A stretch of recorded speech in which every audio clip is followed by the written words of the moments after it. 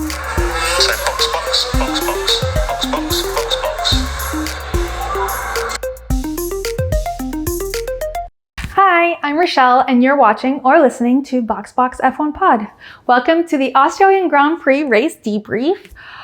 We have so much to talk about. This was literally one of the most exciting races. Not necessarily because it was like particularly racy racing, but just there was so much happening on track, off track. There was some incredible performances. There was a wild comeback. Go to bed, Carlos. Or I guess not. There were major betrayals. Looking at you, James Vowles betrayed me. And just overall, just a really fun weekend and so much to discuss. This was such a happy weekend for me. Like I cried for most of it, happily, that I almost couldn't even put into words. Like this outline was one of the hardest I've ever written. But while we talk, I shall be making the very famous avo toast that may or may not have been invented in Australia. That is still up for debate, but for this situation, we will pretend it was invented in Australia. And I'm going to be honest, first of all, it's not a very complex thing, so I'll probably just be taking my time making this avocado toast. And also, I've never done it for aesthetic purposes. I've always just made it for taste, and I am going to attempt, since I'm being watched, that I'm going to attempt to make it pretty. No guarantees, so we'll see how that goes. With my avocado toast, I am going to drink Australia's favorite drink, but with a twist, because it's the evening. I will be making an espresso martini. Look like a cup of coffee. I know Australia is very picky about their coffee. I am from Seattle. I know what it means to be picky about your coffee. According to the movie Anyone But You, it's like Coke, their coffee, like cocaine Coke. Obviously, I do not have that strength of coffee, but I will be making an espresso martini and topping it with a cold foam to make it look like a cappuccino. Whether or not this is successful, whether or not this is blasphemous, I'm not entirely sure. But in the end, I'm hoping my setup looks like a brunch in Melbourne. By the way, I was watching while it was brunch in Melbourne.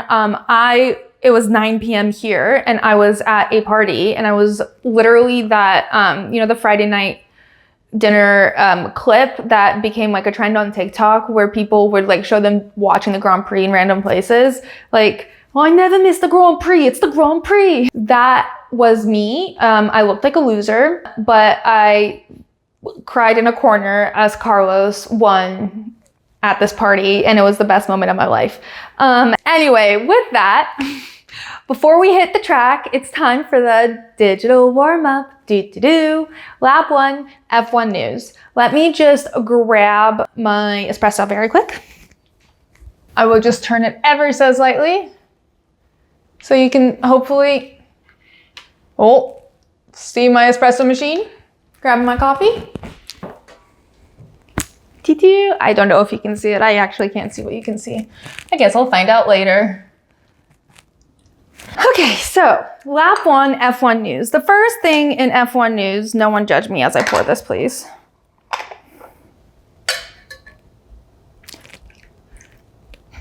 Of course, okay.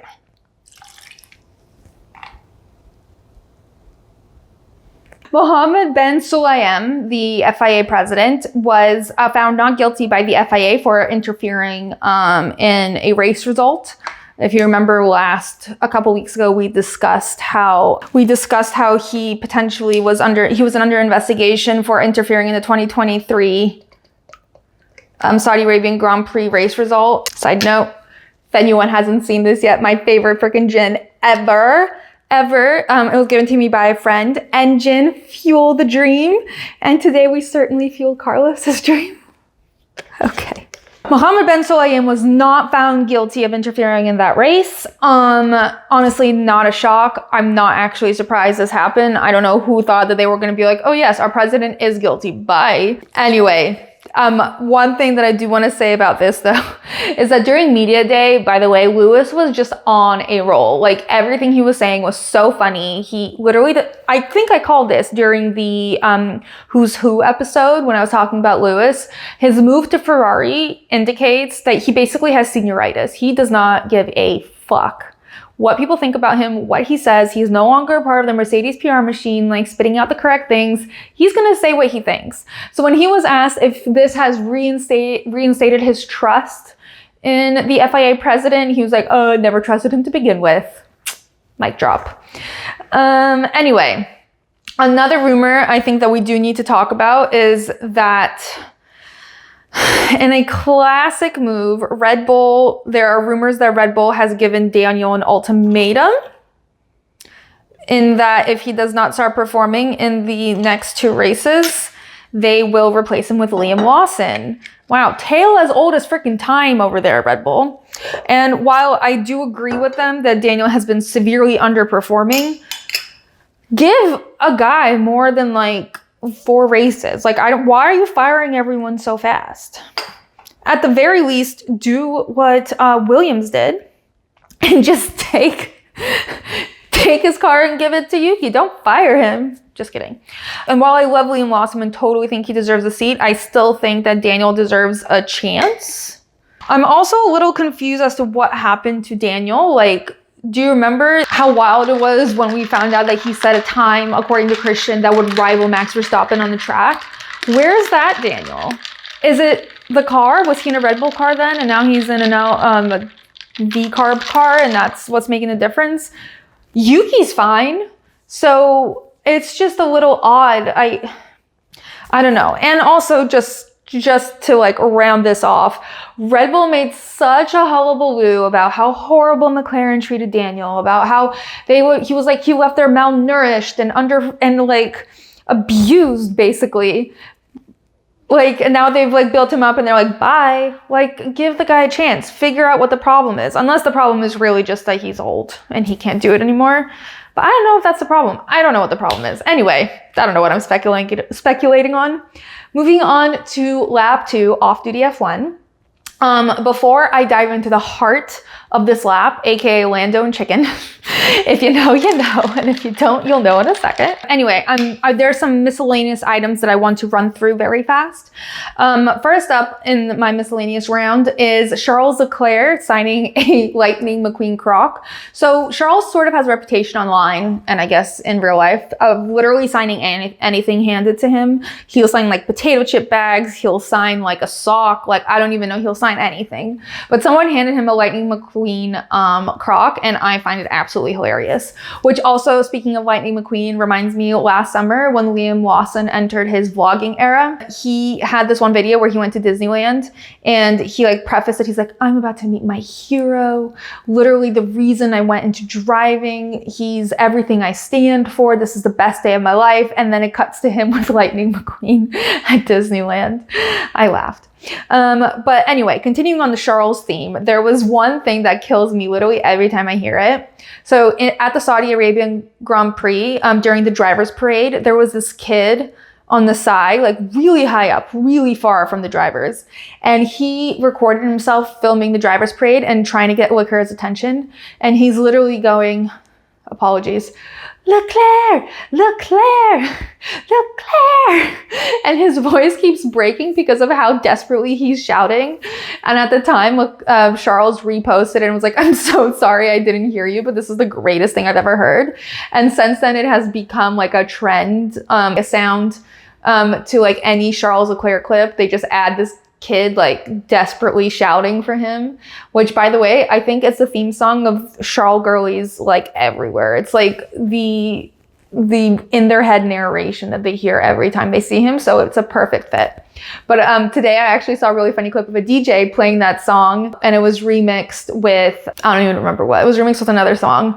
And Charles also reposted that. He's obsessed with the sound, guys. Like he is so online specifically about himself. Like Pierre is online for everything. Charles seems in tune with everything about him. All right, moving on. It was Alex Albon's birthday. He turned 28. I forget that him and Carlos are like on the older side of the 20-year-olds drivers. Lily posted a dump for his birthday, which was very wholesome. I love all of their social content. George also posted a story of him and Alex in their youth, and it was very cute. And on a final note, everyone here at BoxBox lives for the petty drama, and just an update on some petty drama. Daniel and Yuki have unfollowed each other on social media, which honestly makes me laugh so hard. And it's also just shocking to me because there's honestly, if you were to ask me 6 months ago, name 2 drivers who would never have a problem with a single person on the grid, it would be Yuki and Daniel. And they have a problem with each other. That's crazy to me. All right, now on to the good stuff. Chicken shop date with Lando. Okay, as I talk about this, I'm gonna attempt to do my idea of espresso martini cappuccino style. Oh my God. I guess it's not going to be as I talk about it. It's going to be before I talk about it because this requires literally all of my attention. Does it look like it? I think it does look like it. Ah! Ta-da! Did I just invent something super cool? Hope you like my cappuccino. Love you, Australia. Okay, let me have a sip. That's really good. I think I'm gonna be famous with that drink. All right, Lando Norris chicken shop date. So this entire episode was so good. Now, I wasn't as astute as some of the TikTok girlies are. First of all, they clocked that Amelia was gonna have an F1 driver on her show way before I even processed that was an option. And then they also guessed that it was Lando, again, way before I even knew that F1 and Amelia were existing in the same universe. But I found out the week of that she was going to have a driver on the episode. Then I found out it was Lando because they posted a bunch of cute selfies, and I got very excited. Mostly because I'm obsessed with Amelia. I think she is God's gift to celeb interviews. I think she's amazing, and we are so lucky to have her in this space. I would love for her to start a workshop on how to have chemistry with every single person that you interact with. I'm pretty sure the only person she's never had chemistry with is Stellan Skarsgård, and even that could be construed as chemistry. I love her. So basically, when I found out it was Lando, I thought 2 things. One, I think he has a pretty dry sense of humor and pretty sarcastic. So I think in terms of humor, he would be on par with her. Where I think he would struggle is, now no Lando girlies come for me, but I'm pretty sure Lando is still scared of girls. I thought he was scared of girls then. I think he's scared of girls now. Okay, I'm moving over here super fast just to put the bread to toast.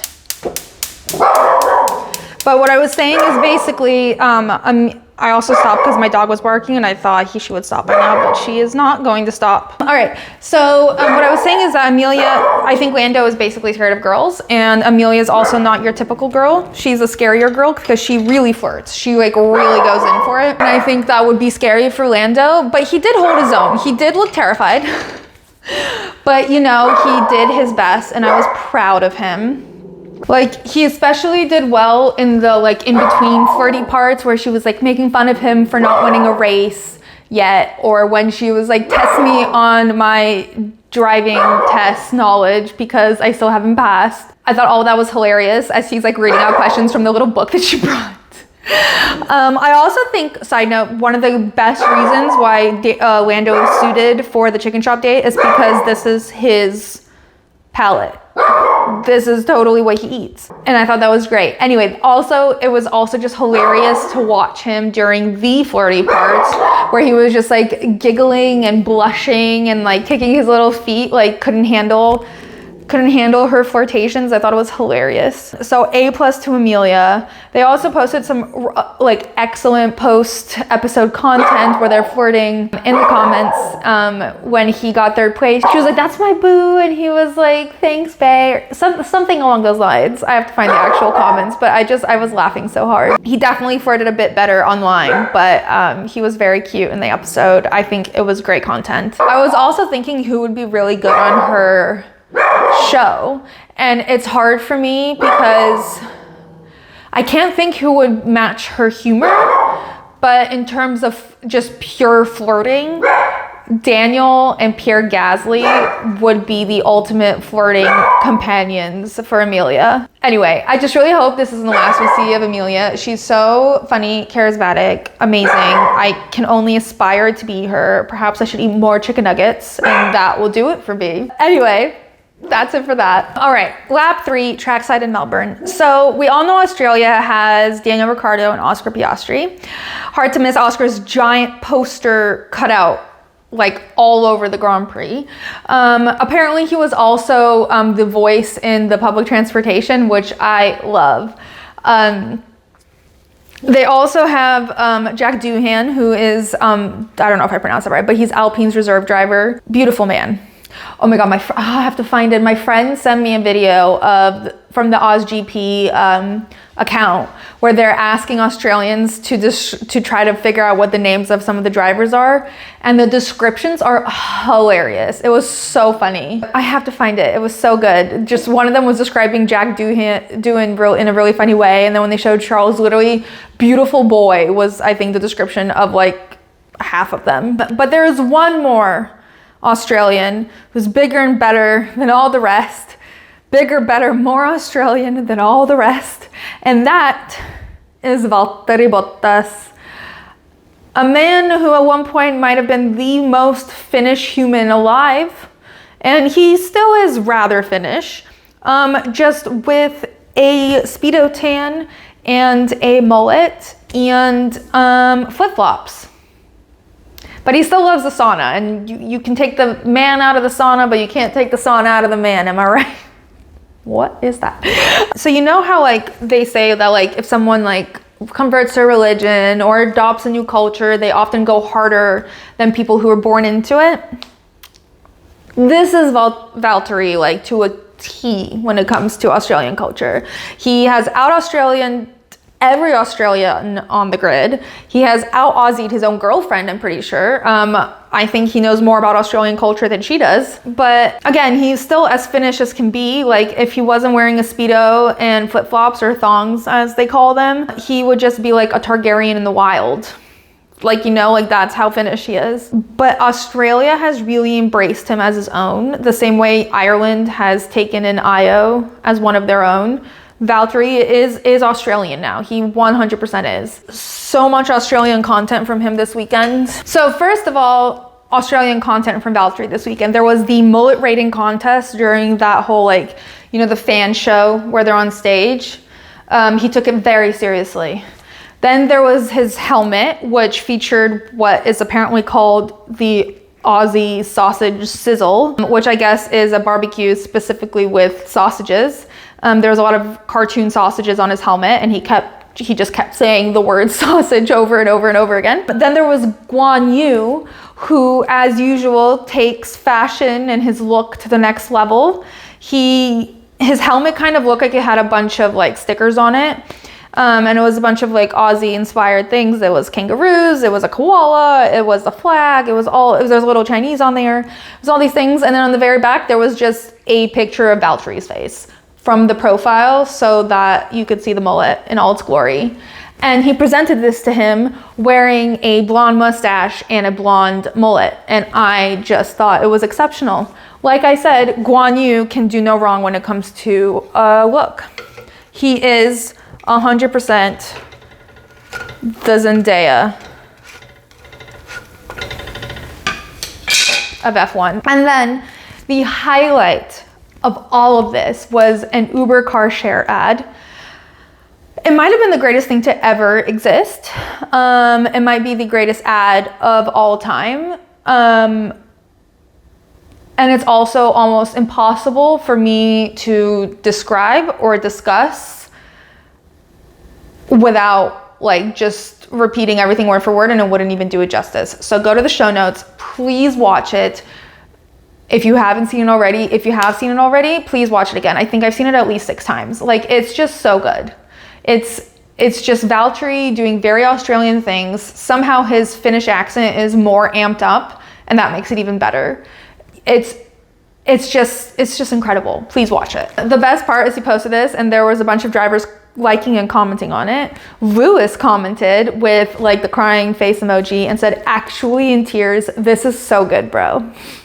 And Pierre commented and liked, don't worry, saying, "Legend!" Exclamation mark, exclamation mark, crying laughing face. Daniel Ricciardo commented and said, "It is a special feeling to have 3 Aussies on the grid this year." Honestly, please watch it. 10 out of 10 commercial, 10 out of 10 humor, everything. It was just so good. I do want to discuss the fact that Carlos Sainz is back in the paddock 2 weeks after his abdominal surgery. He rocked up to the track once again. Last time he came to watch, this time he came to drive. He said he would be listening to his body, and should he experience anything bad, he would not dream of driving. And we all know that is bullshit. He would have to be like bleeding profusely, just like spurting blood, like Quentin Tarantino style, and still physically held back for him to not race this weekend. He said that we have no idea the amount of work he put in these 2 weeks, but that he simultaneously feels underprepared because he spent 10 days in bed, which are contradictory. After the race, he did post like a dump of him prepping for the Australian Grand Prix, and he was doing sit-ups. You know how long it took me to do a sit-up after abdominal surgery? I did one 2 weeks ago, and my surgery was last year. So that's great. In conclusion, Carlos Sainz is a freak, an incredible freak, but a freak nonetheless, because like, go to bed. Like, take a walk around your neighborhood. That's the strenuous activity that you should be partaking in, sir. 2 weeks after. Online, it says 4 to 6 weeks. Anyway, he has a point to prove, so really there's no stopping him. He needs to be employed next year, although because he probably will run out of money. He seems like he is living paycheck to paycheck. And honestly, he'll be damned if something stupid as like a burst appendix is gonna stop him from racing. Anyway, we'll be talking more about Carlos Sainz in the race analysis. So let's move on to the celebrities spotted at Albert Park. Zac Efron was a guest of Red Bull. Terrible weekend to be a guest of Red Bull, if I am honest. Like, below average weekend. But maybe he hung out with Max Verstappen. Honestly, the idea of Max Verstappen hanging out with Zac Efron might be one of the funniest scenarios to envision. Cannot see it. Don't know what they would talk about. Zac Efron is like, I did Disney Channel, now I'm a serious star, also obsessed with the outdoors. And Max Verstappen is like, 3-time world champion, all I do is game. What are they discussing? All right, so next on the celebrities we spotted at Albert Park. I'm gonna try to cut this very thin. There are no promises it's gonna succeed, but we saw Scotty James and Chloe Stroll. They received customized Tim Tams, which was incredible. Watching Scotty try to split his time between like Red Bull, V-Carb, and Aston Martin is actually hilarious. He reminds me of Amanda Bynes and She's the Man at the carnival when she's running between being her brother and herself, and she's like changing in like the bouncy house. This is like Scotty like running between hospitalities, like changing the hat on his head. By the way, if anyone didn't see, he was on the Red Flags, is it called the Red Flags? Red Flags podcast. And it was incredible Jewish content. They taught him Yiddish. He talked about Toto doing the hora. He didn't exactly, but he had a Jewish wedding and Toto was there, and therefore now I see Toto doing the hora, and it is an incredible visual to have in my head. Anyway, he did some marketing content with the Red Bull team where he held up a picture of like a koala or something, and then was like, "Look, it's Yuki." And Yuki's like, "It's me." And everyone just started laughing. It did kind of look like Yuki. Max was literally dying. Also, Max and Scotty did sim together. Scotty truly seems to get along with everyone, and I'm very here for it. Speaking of, oh my God, one huge piece of content I never discussed was that he partnered with Conrad. Is his name Conrad? The comedian who impersonates the drivers like flawlessly. They partnered up and did like a skit about fantasy. Like he was trying to figure out who to put on his fantasy, and the comedian played all of the drivers trying to convince Scotty to add them to his fantasy team. And it was just exceptional. It was so good. What a collab. Anyway, speaking of Max, I wasn't just speaking of Max, but now I will speak of Max. We had a huge celeb sighting today, and that was P, who is Max's girlfriend's daughter, almost is kind of his stepdaughter. I don't know what she is, but I believe this was her first race, and that is very exciting, other than the fact that Max DNF'd for the first time since 2022. Literally the first time since 2022, P finally comes to the race, and I'm just like, this is probably not what happened, but this is what I'm imagining is going on in her little brain. Is she's like, man, everyone's been talking about how great he is, and I just show up and he's out in like 5 minutes. Like, is he that good? Like, are people lying to me? Best of all, like, was this incredibly wholesome shot of Max and P leaving the paddock together hand in hand, and it was just so cute. I love Max in his little girl dad era, or in his girlfriend's daughter's dad era, or in his girl boyfriend era, girl step boyfriend era, whatever he is. It's cute. All right, moving on, lap 4. All right, I don't actually know if I'm gonna put tomatoes on my thing. I have not decided yet, but I'm gonna cut the tomato anyway and see how things go. So moving on, lap 4, Alex Albon and Logan Sargent. So I don't know, I couldn't decide if this should be a lap or if this should be under qualifying or like pre-race stuff, because it sort of happened all in between, but there was so much drama happening off the track that I felt like it belongs in the digital warm-up. So here it is. So what happened is basically Alex Albon crashed his car during free practice with absolutely like irreparable damage. Completely, like it was just gone. And by a strange, funny coincidence, aka they had no money, I'm assuming, not like they forgot it there, but like they didn't have a third chassis. Imagine if they just forgot it.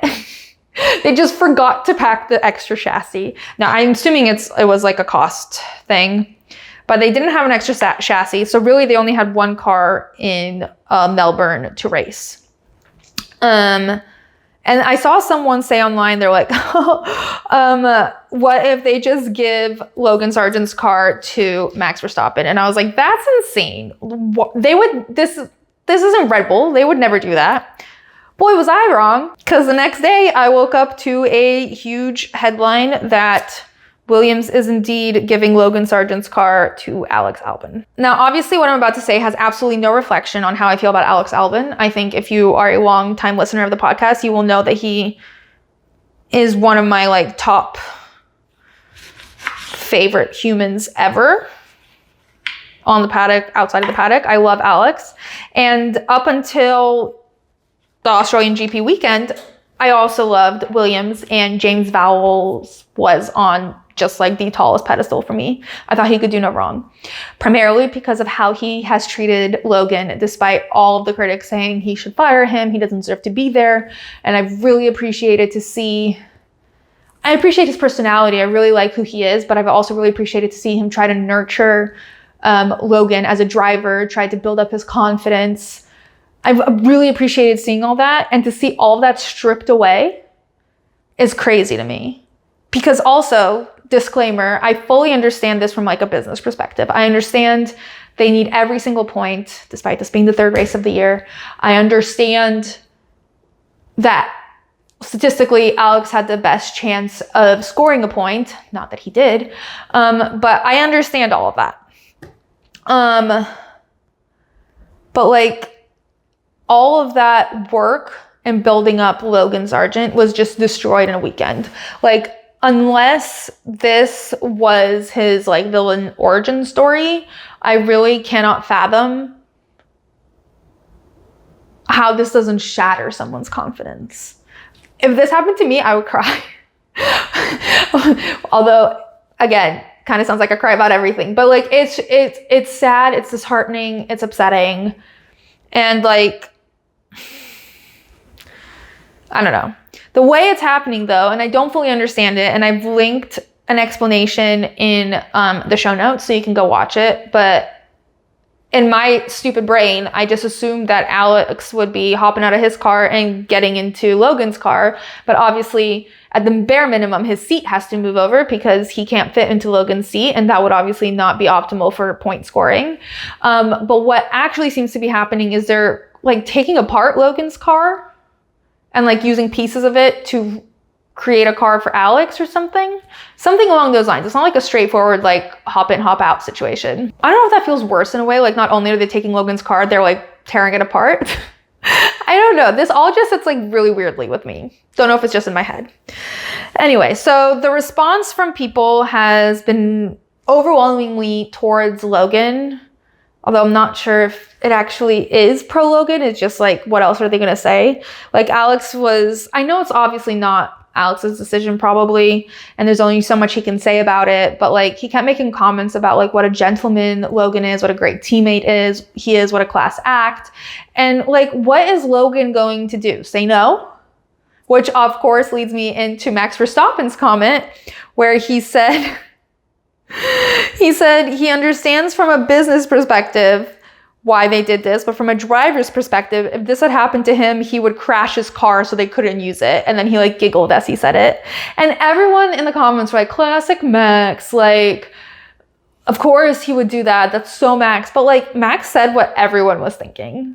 Like everyone was just thinking, be petty, Logan. Like you deserve to be petty because this sucks.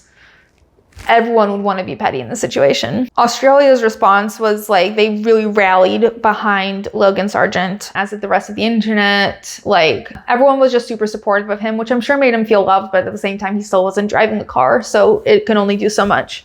My favorite poster though, at the Grand Prix was one that said justice for Logie Bear. And Logan was walking by and someone pointed out to him and he turned around and he like giggled and he went to like sign something, and also a giant poster of his head. I just hope he feels supported, and I hope this doesn't like take him out.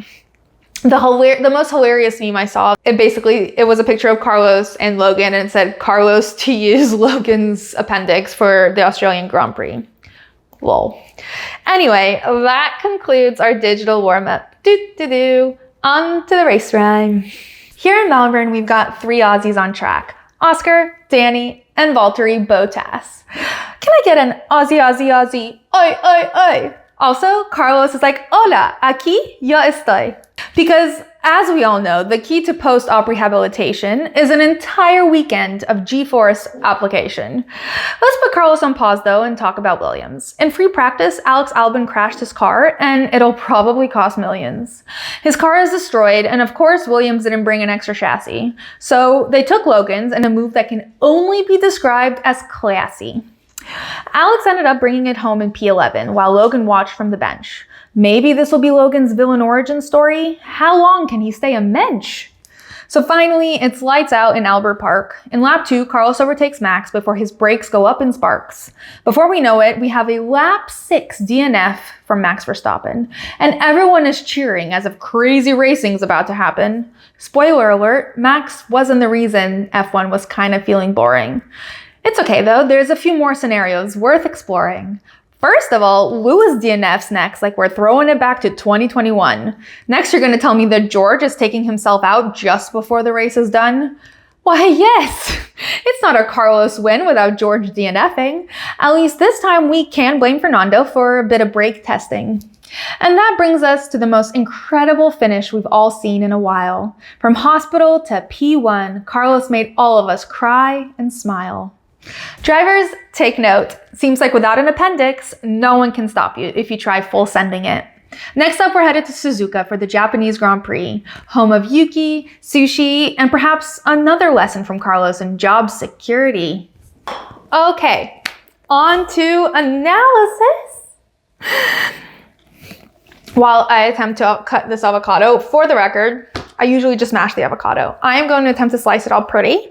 And if that doesn't work, I think I'm going to roughly chop up half and mash the other half so that I have a bit of texture. So it's not just like mash, you know? But I will attempt first to slice it. Probably be unsuccessful. All right, so moving on to analysis. Alex Albon, starting with pre-race, Alex Albon crashed out in free practice. they gave Logan's car to Alex, naturally. And then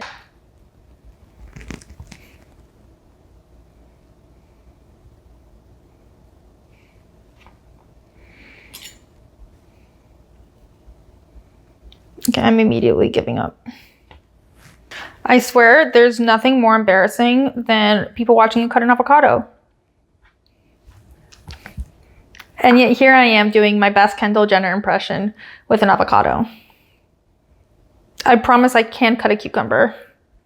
All right, sorry. So in after quali, Checo ends up getting a 3-grid penalty, 3-place grid penalty. So he's starting 3 places back, which means that Lando, Charles, and Oscar all move up. So now the starting grid is Max, Carlos, Lando, Charles, Oscar in 5th, which is the highest start for an Aussie in a decade. Wowza. Followed by Checo, George, Yuki, Lance, Fernando, Lewis, Alex, Valtteri, Kevin, Esteban, Nico, Pierre, Daniel, and Guanyu, who is starting in the pit lane because he had a front wing change during quali. So because of that, he gets to start in the pit lane. And obviously Logan's not driving. I feel zero type of way about that. By the way, movie magic, my avocado is already mashed because it was too embarrassing for to be watched. So let's move on to the race. Both Max and Carlos get off to a very good start, more or less, but Max still shoots off ahead. However, the lead is not for long because by lap 2, Carlos is gaining on Max and somehow overtakes him.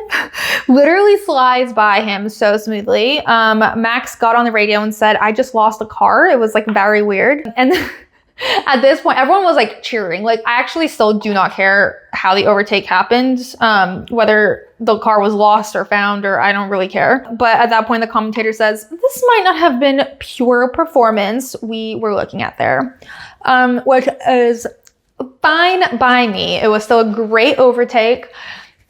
It's not like Max was stuck on the road. Carlos still overtook him. And honestly, judging by his speed for the rest of the... Just a little mashed, so it's not like just a full chunk of avocado, but like, you know, it still has some sort of shape to it. I don't know what I'm saying. Do I sound like I'm on the chef? Just a yes chef myself. The Bear. Why do I keep calling that show The Chef? That's not what it is. Okay, so anyway, it was a great overtake regardless of what was going on with Max's car. But then Max gets on the car, gets back on the radio and says, "Fuck, the car is loose," which Brundle says means that there's a lot of oversteer and he's lost the back. And then out of nowhere, the car just starts smoking. And I thought it was hilarious because one of the commentators, I don't know who, was like, "Is there a lot of dust on the track?" Like, no, the car is obviously smoking. And then his rear brake just bursts into flames. Max still somehow manages to make it into the pit lane, where they spend like 10 minutes trying to put this fire out. The wheel is like literally melted onto the ground. And at first the speculation was that Max got a new power unit and that weekend, which was clearly the problem. Anyway, it was not a power unit failure. It was actually a mechanical failure of the rear right brake. And that's what caused the smoke and then the fire that melted the tire. So basically, long story short, Max retired lap 6. They're still putting the fire out, even as he's like walking through the garage looking kind of angry. And then they pan to Lil P, who's watching with Kelly in the corner, and she's just like sitting up on the ledge and just like watching him with these giant headphones over her head. But at this point, the interviewer says, "To finish first, you must finish." So deep. It's giving Will Buxton. Anyway, later, maybe he was quoting Will Buxton actually. Anyway, later in the race, Max is interviewed and he basically says it felt like he was driving with the handbrake on. He was happy with the car before then, but the brake basically got stuck on once that the brake broke. He doesn't remember the last time this happened to him. It's so weird, etc., etc. And then the interview's over. It's like 30 seconds. But like the commentators immediately go, "Wow, he's so angry." I don't know if I misheard them, but like Max has never seemed less angry to me. He might seem like a bit annoyed that he's not racing at the moment while everyone else is still racing. But like, I have found that yes, Max has a short fuse. Yes, Max gets angry easily, though that has definitely changed over the years. Like his temper, he can control it much better. But what I will say is that usually when he does lose his cool, it's because it was something that was preventable either by the team, by him. It's because he's frustrated because the issue could have been prevented. In this case, just a freak mechanical failure that's never happened to him before. That's not like a continuing reliability issue with the car. He doesn't really, his only irritation is that he's not racing. Like he's not angry. I don't know. I just get kind of annoyed when people talk about Max being angry when he's not. Like there's enough instances where we can say that without creating scenarios. Anyway, the next thing, this was very circa 2021. Lewis Hamilton had an engine failure. Another gem from the commentators, engine failure for Lewis Hamilton in Albert Park. And where can he park that car? Just the way they build these sentences on the spot truly like impress me. Like the lyricism, the construction, it's beautiful, particularly on the spot. That sentence would take a writer months to come up with. Anyway, he pulled over to the side because the car cannot limp back to the pit lane. The race has been yellow flagged and then virtually safety carred in lap 17, and then the race resumed in lap 18. So it wasn't a long safety car. But my favorite part about Lewis DNFing were all the memes that were like, imagine you just woke up and turned on the Grand Prix and you see Lewis and Max have DNF'd and we're like, did I wake up in 2021? What is happening? That was truly the last time they both DNF'd at the same time. Max hasn't DNF'd since 2022, which is insane. Okay. Let's talk very quickly about McLaren. I think one of the bigger discussion points throughout the race was the McLaren strategy. At a certain point, Lando had a pit stop that put Oscar ahead of him, but then Oscar gets told to swap places with Lando, which was low-key wild because this is his home race, and also there was no indication that Lando was in any way faster at that particular moment. And this is one of the greatest things I think about Oscar is he does not argue when he gets told to do something on the radio. He gets told to do team orders. He does team orders. He gets told to complain about something. He complains about something. Something happens to him on track. He just keeps trudging along. Like, it's truly impressive the way he handles these situations. By the way, I'm spreading this marinated goat's cheese on here. I would have loved to do like little dollops of goat's cheese, but I am unfortunately not skilled enough from a plating perspective to do that. So therefore I will just be spreading it on for flavor and you will not see it later. This obviously annoyed a lot of people because like, why did they need the team orders? They could have just battled it out. Cute, I don't know. Again, I'm not a plater. I'm just a taster. The food tastes good. Whether it looks cute is a different situation. Anyway. Ta-da! Can you see it? I think it's cute. I think the biggest takeaway from this race basically was that it was, despite all of this strategy happening and like confusion with the graining and the not graining and like what compound was the best, Max wasn't in this race. And every race that Max has won, everyone's like, well, if Max wasn't in this race, then ... Max wasn't in this race. The things that were exciting would have still been exciting had Max been in the race. Even Checo said that Carlos would be fighting Max even if Max had stayed. I don't know if that's true or not, but I still think we would all... Yes, Carlos winning happened because Max wasn't in the race in theory, but the racing itself wasn't more exciting with the Max gone. Do you know what I mean? There wasn't like a fight for first. There was just another person in first. Is basically what I'm trying to say. All right, moving on to the last big incident was literally in the final lap. Two guesses who it could be. George DNF'd. Lap 58 to 58, George was chasing down Fernando. He got very close, was attempting an overtake, and then I guess Fernando braked like twice in a place where in theory he shouldn't be braking or wouldn't naturally brake, so George wasn't expecting it, so he swerved into the wall. His car flew out into the middle of the track and flipped over onto its side. There was an immediate virtual safety car issued. Now on the broadcast, all they played was George saying, "I'm okay," to his engineers, but his full radio was circulated pretty widely online, and it was terrifying to hear. He just kept shouting, "Red flag, red flag, red flag. I'm in the middle of the track. Red flag," with just like pure panic in his voice. It was very scary to hear. It's scary to see him on his side while the race is still going on in the middle of the track, obviously. But even scarier to hear that panic in his voice. People who were like making fun of him or saying like he's only requesting a red flag so that he can get points. He's out of the race. Whatever points he had, he no longer has. It's not like he crossed the finish line and then flipped. So like, I don't know what people mean by that. That's just stupid. He's literally saying that because imagine being on the side of the road while F1 cars are zooming at you. You can't get out. You can't move. That is like as vulnerable of a position as you could be. Like, you're literally in their way. Anyway, he's vulnerable. It's terrifying. It's horrible what he's in. What followed was a controversy of, first, whether race control should have issued a virtual safety car or a red flag, like George said on the radio. This apparently is cause for quite a bit of disagreement because some people say that a red flag and a virtual safety car are basically equal when it's the last lap of the race, and the drivers would have to go around George anyways to get to the pit lane. So it doesn't actually matter because the same thing would have happened. Others say that calling a red flag just signifies the severity of the crash, so that drivers would drive more carefully and be a lot more aware of how bad the situation is. Honestly, I don't know which one is right, which one is wrong, other than I just know that seeing George like that, whatever would keep him most safe in that situation should have been done.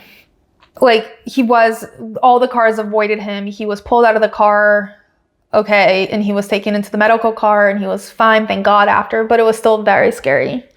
And I can only imagine from his perspective, like, it just like makes me shiver to think about like what even like the visual perspective is from that angle, you know, like seeing a car like just flying towards you on the side. Anyway, now there are two things that were happening in the online discourse as this unfolded. The first was people were kind of lolling after we found out George was okay. People were kind of lolling at this like absurd habit that George seems to have of taking himself out in the last lap of the race. In fact, he like just has this habit of taking himself out in general. But like on top of that, he's taken himself out in the last lap of the race for the last 2 races that Carlos has won. 2 out of 3 races, George has taken himself out in the last lap of the race. The first time Carlos won a race, though, George also DNF'd, but for different reasons. I think it was that horrible Guanyu crash in Silverstone in 2022 when like George got out to see if he was okay and then tried to get back in his car. His car wouldn't start. So technically he wasn't allowed to restart the race because he needed help assistance restarting the car. Regardless, he DNF'd. He's DNF'd every single time Carlos has won a race. These are the stats that make me laugh. Like, George does have a habit of getting a little overexcited and just like ending the race for himself. But anyway, there's someone else involved in this who also has a habit of slightly aggressive moves on track, and that is Fernando Alonso. What he did okay? Honestly, when this first happened, I fully thought it was on George. I thought it was completely George's fault. I was watching at a party on my phone, so there's only so much I could see. But then as it got replayed and I rewatched it the next day and I started to see what everyone was saying, Fernando technically did make a very aggressive move, braked hard a couple of times at a time that's not really expected. And on one hand, it could easily be described as great defensive driving. On the other hand, it could be seen as unsportsmanlike, and it could be a bit of both. And that line between unsportsmanlike and defensive driving is a line that Fernando loves to straddle. That's like his happy place. After the race, Fernando was issued a 20-second penalty, which pushed him down 2 places from P6 to P8, and he was given 3 penalty points. Again, when I heard this felt pretty aggressive. And again, I heard this before I had a chance to rewatch everything. I still think it sounds a bit aggressive for what happened. So I guess I kind of agree and disagree. It feels harsh for the move, but not harsh for the result, if that makes sense. I think it was Matt and Tommy who had said, maybe it wasn't them. I'm pretty sure it was them, but maybe it wasn't. That basically we wouldn't be even having this conversation if the end result was different. If George Russell had not ended up on the side of his car in the middle of the track in that position, we wouldn't be talking about this, but it did happen. And so Fernando has to pay the consequences. There's other ways to be a defensive driver, you know? Anyway, on to the most important part of yesterday's race. Carlos's win. Not yesterday's race, it's Wednesday. I'm recording this very late. On to the most important thing from the race, and the only thing I've been thinking of since it happened. And I cry every time. From lap 2, Carlos was basically leading the race, and he was doing great the whole time. And it was wild that actually in lap 56 was the first time at least that he complained about it, that the tires didn't feel that great. The rest of the race, he's like, I feel amazing. The car feels great. This is amazing, blah, blah, blah, blah, blah. I don't think there would have been an issue at all. There's only 2 laps left, and I think they prematurely say, there's a problem with my tires. But like, luckily for Carlos, we wouldn't have found out if there had been an issue or not, because the virtual safety car happened like right after he issued that complaint. And basically the race ended under virtual safety car, and there was no overtaking. So it ended just as the position was when the safety car was issued. But also he was so fast, there was no way anyone was catching up. He literally was setting fast lap after fast lap after fast lap after fast lap the whole race. The fastest lap did end up going to Charles, but like, again, there was such a gap between them that it wouldn't have mattered. So anyway, that makes the Ferrari 1-2. It was amazing. You can hear people cheering so loudly through the TV. And honestly, I don't think there was a single person on this planet, in the paddock, in the grandstands, in Australia, on this earth, off this earth, that was not happy for Carlos Sainz. I was sobbing, but I'm a weirdo. But this was truly probably it was a great moment.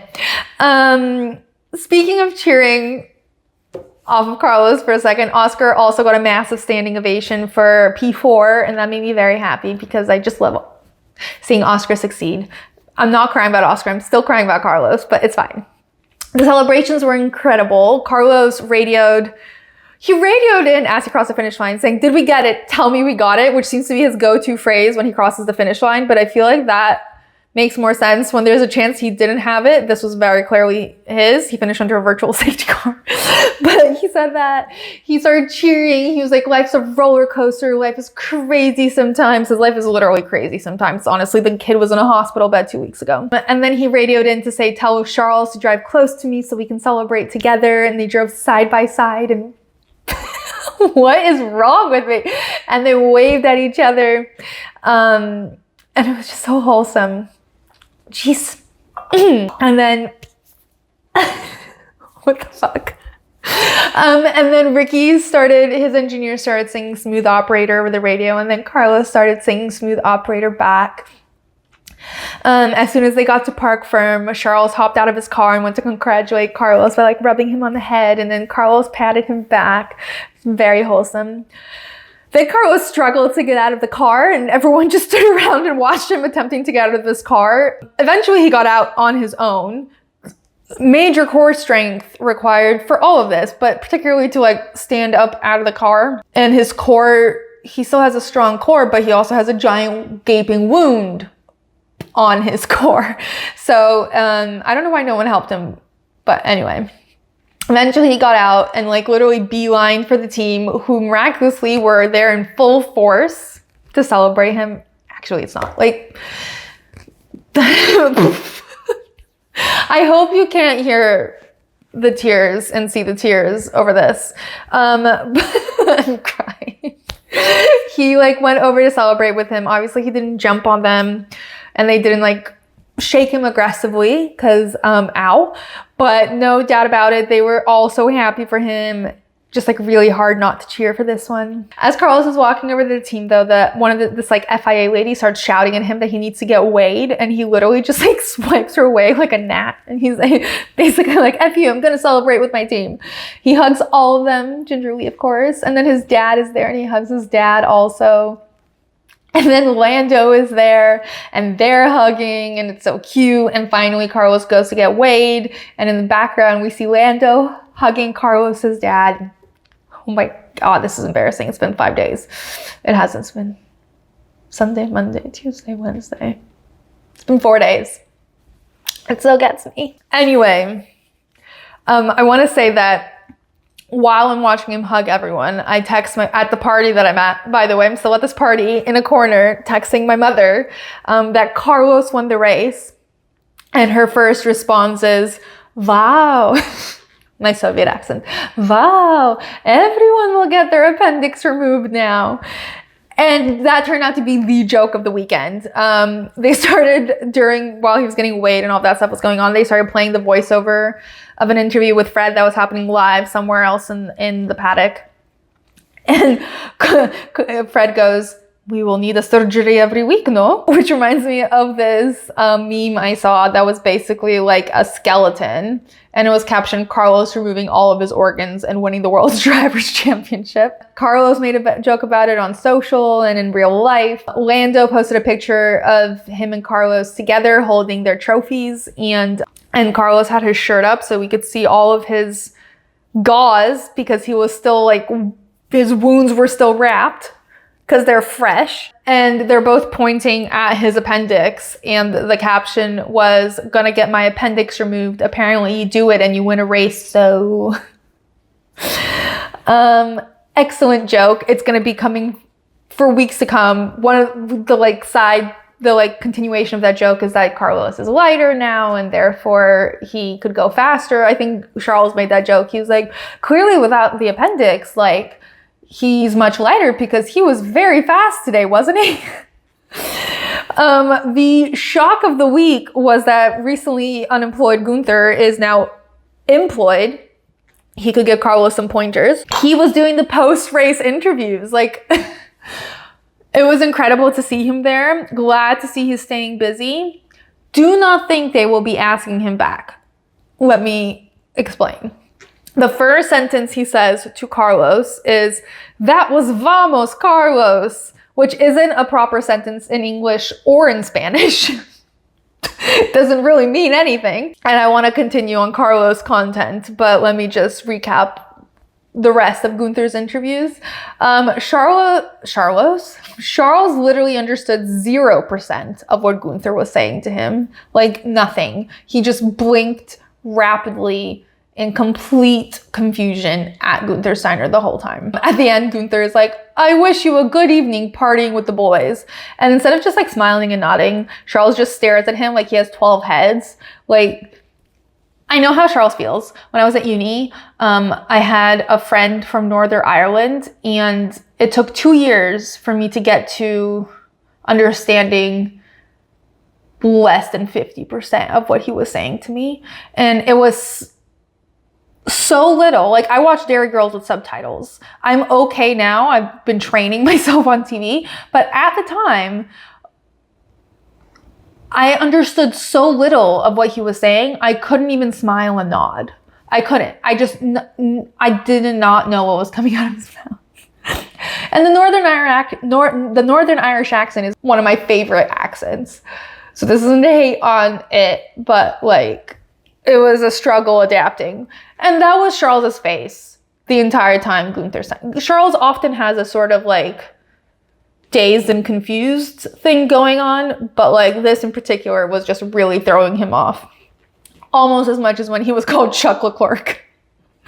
And then Gunther interviewed Lando. Lando was like, I wasn't expecting to be on the podium. And Gunther was like, I was expecting you to be on the podium. And while this interview was happening, we cut to Carlos taking a selfie with Charles and the whole team behind them, like at where they cheer them on in Park Firm. And I'm just obsessed with Carlos and his content creator era. Like, it's so funny to me. It's not in the pretentious .jpeg way that Daniel and Lando do with like their proper camera and everything. He's just full on content creator. Like, he's taking selfies, he's taking videos, he's documenting everything. It's incredible. We immediately from that cut to Kako celebrating and like cheering on, and the commentators describe him as Carlos's management and close confidant, which is a wild way to describe someone's cousin. Yes, he is his manager. I'm sure he is also his close confidant, but I feel like first and foremost, that is his cousin, no? That should be the first descriptor. It should be cousin, manager, close confidant. Love Kako. You know, he commented on one of our very, very first videos where we talked about how to say his name because we felt too American saying it. And he commented and he's like, I think you said my name great. And in hindsight, Kako's a very easy name to pronounce. It just sounds really funny in an American accent. And then also Kaka means poop in Russian. So every time I say Kako, that's all I can think. And I don't know if Kaka means poop in any other language, but that's what I'm thinking when I say Kako. And then when I say it in an American accent, but if I try to say it in a Spanish accent, like Kako, then it sounds like Kaka, and I'm like confused. I love Kako though. Anyways, then we cut to the cool down room, and I'm obsessed with everyone referring to the cool down room as the Max Verstappen podcast with the missing host. And it's just great because Max Verstappen hates it being called the podcast, but it is his podcast and he wasn't there. They really should have had him there anyway. They should have brought him in to help debrief the whole situation. I don't know if it was a broadcast, but literally all they showed me of the cool down room was a snippet of one conversation, and it was Charles going, and then I was like, it's okay, I just bring it back. And Carlos goes, and did you bring it back? And Charles goes, I never brought it back. And then it just goes silent, and I never hear the rest of that conversation. What is that conversation? What did Charles bring back or not bring back? What was he attempting to bring back? Like performance? The car? Food for his girlfriend? What was Charles bringing back? This is the second cool down room in a row that we're left on a cliffhanger as to Charles's feelings, emotions, existence. Last time we wanted to know what was stressing him out so much. I wanted to know what was keeping him up at night. He just like started to say it and it got cut off. I don't think anyone followed up with him. I still don't know what it was. Now I don't know what he did or didn't bring back. There are so many unanswered questions about Charles. He's just such a mystery. Someone get to the bottom of this. Leclerc, get that kid to figure it out. The greatest part, besides already the greatest part, but one of my ultimate favorite parts of Ferrari winning a race is the podium ceremony, because this is where Ferrari's commitment to only accepting Italian humans as human beings for their, like, the majority of their team besides their drivers and now their team principal, means that everyone knows the Italian anthem, which means that's what we get to hear. We get to hear not the instrumental version, we get to hear every freaking word of the Italian anthem. So first they all come out onto the podium. First it's Lando, then it's Charles, and then Carlos comes out, and the cheers that Carlos gets just warms my heart and it makes me want to tear up again, but I will not. I will be strong. He needs Lando's help to get up onto the podium. We see Lando helping him up. Side note, I'm so sorry. Carlos and Lando keep saying in interviews that they're not friends, but they're as close as they could possibly be to friends on the paddock, in the paddock, but like all they do is like eat food together and go golfing and like hang out all the time, and they're clearly like really good friends, but there's something about them like refusing to accept that they're friends. Carlos is like, we'll be great friends when we retire, but until then we're competitors. You guys are friends. Why is it so hard for them to accept? No one there wants to admit they're friends. Like the same thing was happening with Toto and Christian, who admittedly are not friends, but they were like, we're not friends. We don't get dinner together. That's crazy. Carlos and Lando are a bit more progressive in that. They're like, of course we get dinner together, but we're not friends. Like, what does it take to be a friend here? Like, I'm just so confused what the definition is. Anyway, he helps him up. We get the Spanish national anthem. I am not kidding. It is crazy talk not to hear the Dutch national anthem. And finally, that Italian anthem rings through, and it's the greatest thing to ever happen in motorsport, in sports in general. It's like, you know, those feel-good clips you see online of like an entire stadium singing the anthem or singing a song. Like, remember when Ireland was in the Rugby World Cup and they were in the finals and everyone started singing that song by the Cranberries, Zombie or something, and it's just like warms you up in a way that only sports and like camaraderie can. That's what it felt like. And like they panned to all of the Ferrari engineers and mechanics and everyone just singing their little hearts out to the Italian national anthem, and everyone is smiling because it's just so cute. And Carlos is like bobbing along. Fred is smiling, but he is not singing along. I believe that the first thing they should have made that man do is learn the Italian national anthem, but he's also French, and maybe he just objectively refused, which is also very possible. Anyway, it will never not make me smile and giggle to hear the entire Ferrari team sing the anthem. Carlos and Charles did not sing along, even though I know they both know the anthem by heart. But anyway, the trophies get handed out. Mark Webber is one of the people to hand out the trophies. He is a beautiful man. Beautiful, beautiful, beautiful. They should really use him more. Just everywhere at all times. He should be everywhere. Carlos was definitely struggling to pick up that trophy, but he did it. And it's so cute that they're all friends. I love that they are all friends. It's just a happy sight. They're all hugging and spraying each other, and that sounded weird. They're all spraying the champagne at each other, and the poor engineer is soaking wet. Somehow he got caught in the crossfire, and then they take a picture all together. Carlos needs help getting up on the podium again, but it's fine. It's just nice to see them all friends. All right, so moving on to results. We're not actually moving on because the first thing I'm going to talk about is still Carlos. But moving on to results, driver of the day was literally without a shadow of a doubt Carlos Sainz. He won by like 40%, and I still don't understand how he didn't win by like 95. I don't think there was a single other person worthy to even be considered, honestly. Both of the other McLaren drivers were the highest besides him, which, yeah, fair, they did fine. But Carlos should have gotten at least 90% of the votes. It's not just me, it's not just the fans. I think every single driver agrees too. It was a great drive on its own, but add on to that he's 2 weeks into recovery, post-abdominal surgery, and it's just an absolutely insane, superhuman performance. 10 out of 10, no notes. One of my favorite things to listen to is the Italian broadcast of him crossing the finish line, because there's just so much passion and pure joy. I'm gonna try to play, see if you guys can hear it. Non l'emozione di questa alba italiana, con la Ferrari che è prima e seconda, con Carlos Sainz, eroico, Carlos Sainz, weekend spettacolare, affronta le ultime due curve, affronta la penultima curva, affronta l'ultima curva, è il matador,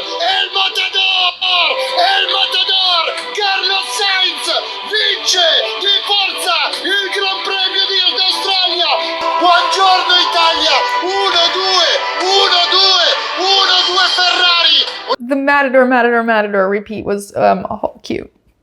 Anyway, in the post-race conference was another, just like a weekend of just like wholesome moment after wholesome moment. But Carlos and Charles and Lando were asked if they think Carlos is underrated, and they both say that anyone who knows the sport and who knows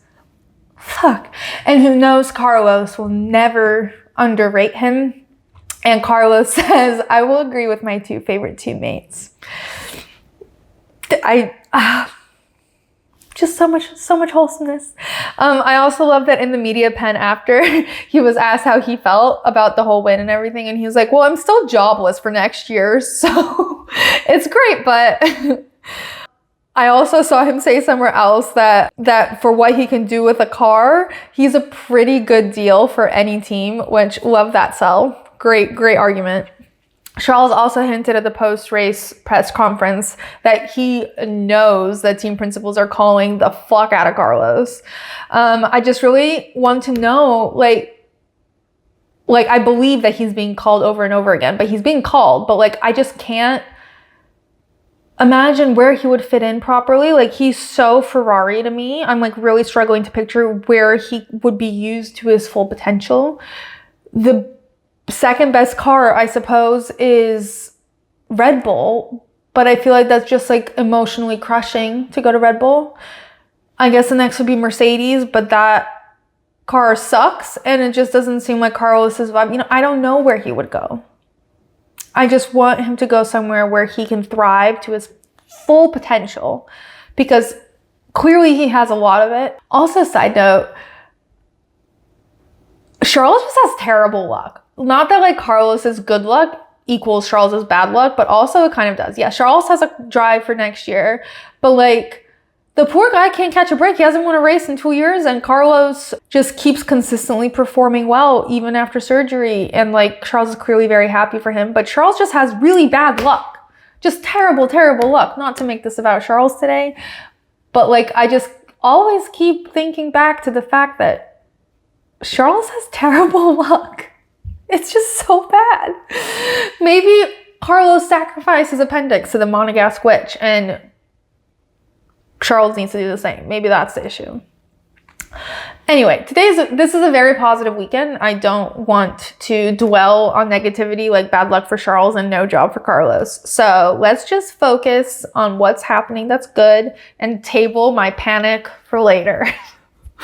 The dick in the box. I think there might be a couple contenders possibly for this position. Perhaps Fernando, perhaps McLaren's strategy, maybe, perhaps Max's rear right brake.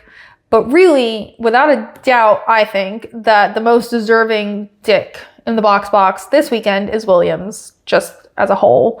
Like, I don't really care about the business aspect of it at this moment because, of course, we can all make arguments there. We all get it. Alex is the point scorer, despite not actually doing it this weekend. But purely from a treatment standpoint of Logan Sargent, they are definitely the dick. I just imagine like one of those "Am I the asshole?" submissions, and like the host is reading out a submission from James Vowles that's like, I run a race team. One of my drivers made a huge mistake and completely destroyed his car on his own, and we had no substitution for him, so we gave him his teammate's car, who might not be as good of a driver as him, but he actually did absolutely nothing wrong and was driving just fine this weekend. And for some reason, the internet is mad at me. Am I the asshole? The answer is yes, you kind of are. So I didn't think James Vowles could be an asshole, but here we are. Anyway, so the following results are based on the post-race ruling to give Fernando a 20-second penalty. So he lost his P6 position and is down to P8. So the final results for the Australian Grand Prix are Carlos, Charles, Lando, Oscar, Checo, Lance, Yuki, Fernando, Nico, Kevin, Alex Albon, Daniel Ricciardo, Pierre Gasly, Valtteri Bottas, Guanyu, and Esteban. And then our DNFs are George, Lewis, and Max. Terrible weekend for Mercedes. And I've just remembered that today I read that Toto did an interview where he talked about the day he found out that Lewis was moving to Ferrari. He came over for coffee, apparently, which is normal preseason. And then he said, by the way, I'm moving to Ferrari next year. And Toto was like, what the fuck? And he was like, how are we making this announcement? And Lewis was like, I think it's leaking, so I don't have a choice. And Toto was like, well, great. I hope you know what a rear wing looks like, because that's what you're going to be seeing next year. And lol. He also, in this interview, after he recounted the conversation, said he thinks Lewis looks bad in red, which I don't think he looks great in red, but he still looks pretty good in red. Lewis looks pretty much good in anything. And also, what a bold, outrageous statement from Toto. I don't think Lewis is going to be seeing a single rear wing from Mercedes next year. All right, on to standings. The top 6 for the drivers currently are Max with 51, Charles with 47, Checo with 46, Carlos with 40, Oscar with 28, Lando with 27. Those are the top 6. If you will notice, Lewis is not in the top 6. Both Ferrari drivers are in the top 6. So that just reinforces the fact that what Toto said is complete bullshit. He's just like a wounded, jilted ex-girlfriend who's just like annoyed that he got dumped. But I'm also low-key annoyed that Carlos missing one race has put him 4th despite winning in Australia and getting 2nd in the first race of the season. But he was 6th last week, so he did shoot up 2 places, and I truly don't think this is the last we've seen of him, because all we see is Sainz. All we see is Carlos Sainz. So anyway, the Constructors Championship is as follows: Red Bull, Ferrari, McLaren, Mercedes, Aston, VCarb, Haas, Williams, Kick Sauber, and Alpine. All right, so that's it for the Australian Grand Prix. Up next is Japan. So excited for that, because it probably means we're getting extra Yuki content, lots of food content, and I'm just really excited to see Carlos next week. And I'm excited to see whether Red Bull's Red Bull's issue was a reliability issue or if it was a one-off. We all know it's probably a one-off, but you know, at least there's some suspense. Anyway, until the Japanese Grand Prix, you can follow me on social at BoxBoxF1Pod.